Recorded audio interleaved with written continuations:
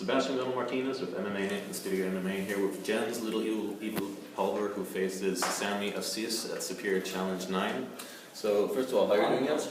I'm doing alright. Just waiting to weigh in. It's never the best time in the world, thinking about water, ice cubes, food, and happiness right now. Alright, but it's going well so far? Yeah, everything's been good. I just jet lagging a little bit, but such is life. I like to stay up late anyway, so it's not a big deal. And no, I love it.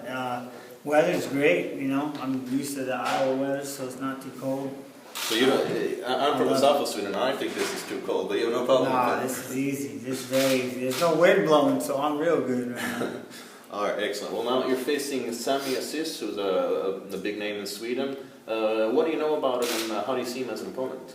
I know he's extremely strong. I know his record's deceiving because the people he has faced, he's faced top-level opponents every time he's fought. Put yourself in the Olympics and you wrestle like that, you don't get an easy road from the very beginning, and so that's what it takes, he's got the wrestling prowess. I'm not going to, even with my college, All-American, I'm not going to go after his wrestling, so I got to utilize the striking, and fortunately this is MMA. I have to utilize the other things that are out there. I know he's not a jiu-jitsu practitioner, not really worried about his striking as far as a boxer. He wasn't a pro boxer. He's a great wrestler. Great wrestlers are dictators of the sport. They dictate the ground, they dictate the stand-up, they basically dictate the pace. So knowing he has that upper hand, how do we take that away from him?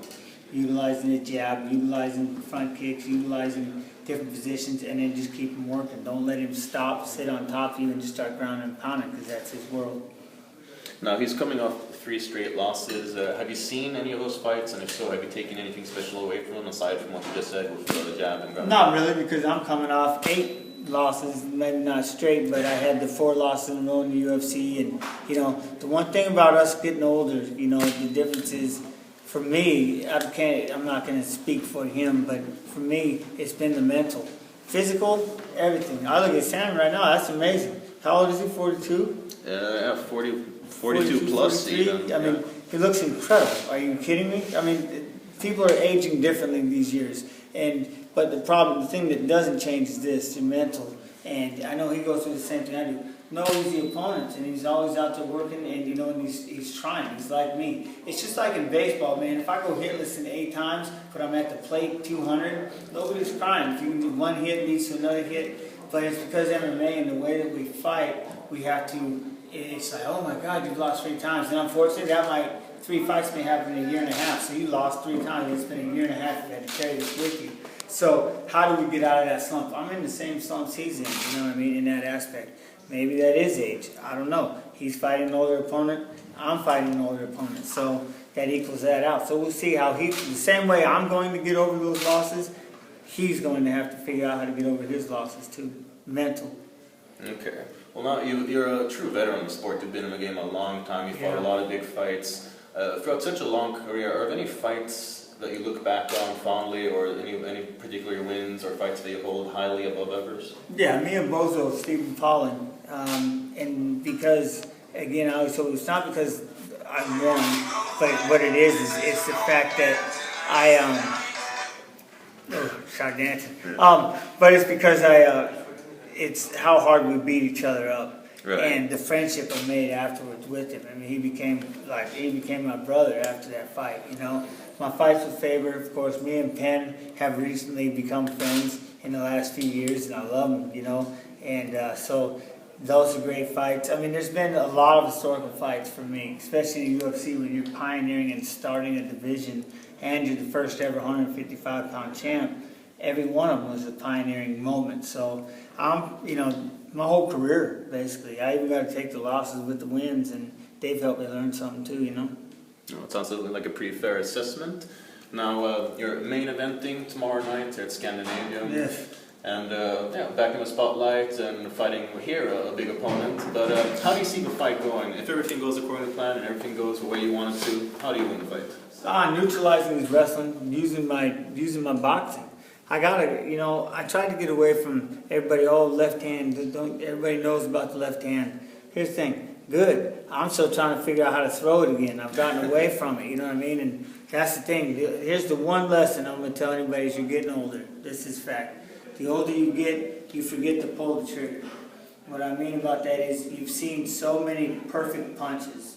I've seen so many knockouts. I've knocked so many people out with just this perfect shot, but you know what that window it looks like. Plus, you've been hit so many times that you no longer can pull the trigger because you're waiting for that perfect punch. All the while you're waiting, you're getting tapped on. Bang, bang, bang. They're punching. They're punching.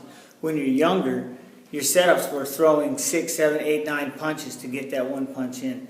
As you get older, you start to sit back, and look for that one perfect shot. So I'm learning how to, again, no one taught me how to get old, so I'm learning how first time through.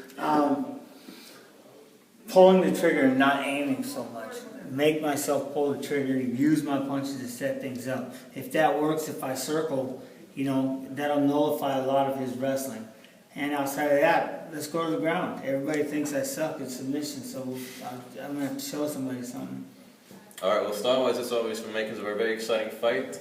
And, well, I think us and fans like I don't give a shit. Somebody gets knocked out in the first round all the time. So, I mean, like I said, when it comes to winning, and I was that GSP stall and brawl, man. That was my thing. I'm the sprawl and brawl. I call it stall and brawl.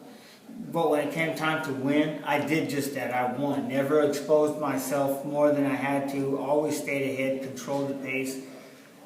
That's just not the way I fight now. I'm going to go out there on my shield. I start slinging bullets, and unfortunately, when you play with guns, sometimes you get shot.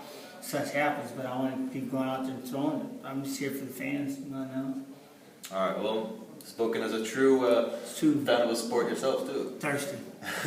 All right, well, this was Sebastian Martinez, MMAnytt, the Studio MMA, here with Jens Pulver, who faces Sammy Assis at Superior Challenge 9. Here on Saturday in Gothenburg. Thank you very much for your time, and we'll let you get back to weigh-ins and some water. Thank you, my friend. Thank you. See you guys.